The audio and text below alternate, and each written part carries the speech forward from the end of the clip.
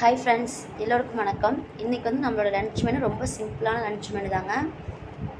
காலையில் இட்லி ஊற்றி கார சட்னி அரைச்சிக்கலான்ட்டுங்க. இட்லி ஊற்றி வச்சுட்டேன். இப்போ கார சட்னிக்கு வணக்கிட்டுருக்கேங்க.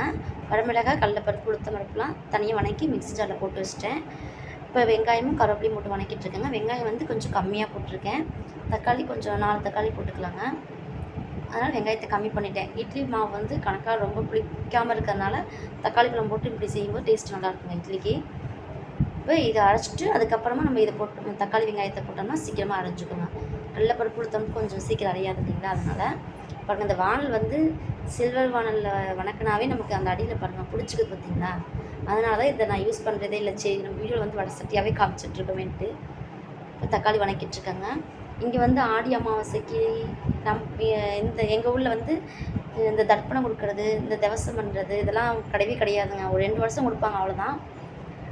இப்போ அம்மா வீடு திருச்சி சைடில் அப்பாவுக்கு வந்து நாங்கள் கொடுப்போம். எங்கள் தாத்தா பாட்டி கூட கொடுப்போம். மாதம் தவசம், வருஷ தவசம் இந்த மாதிரிலாம் கொடுப்போம்.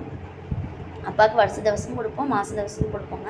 இங்கே வந்து அந்த பழக்கம் கிடையாதுங்க. அதனால் இந்த வடை பாயசம் பண்ணுறது அதெல்லாம் கிடையாதுங்க. நம்ம வேணால் ஒரு நோம்பி மாதிரி நாங்கள் வச்சு வடை பாயசம் பண்ணி சாப்பிட்டுக்குவோம், அவ்வளோதாங்க. அதனால தான் சிம்பிளாக லன்ச் மெனு அன்றைக்கி. அவங்களும் கோயிலுக்கு போயிட்டாங்க காலையிலேயே.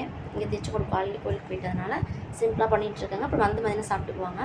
பீன்ஸு, கேரட்டு, முட்டைக்கோஸ், கடலைப்பருப்பு போட்டு வேக வச்சு பொரியல் பண்ணிக்கலான்ட்டுங்க. அப்புறம் முருங்கைக்காய், கத்திரிக்காய் போட்டு சாம்பார் வச்சுட்டேன். அதனால் வெறும் கத்திரிக்காய் சாம்பார் தான் வைக்கணுமோ அப்படின்னு நினச்சிட்டு இருந்தேன்.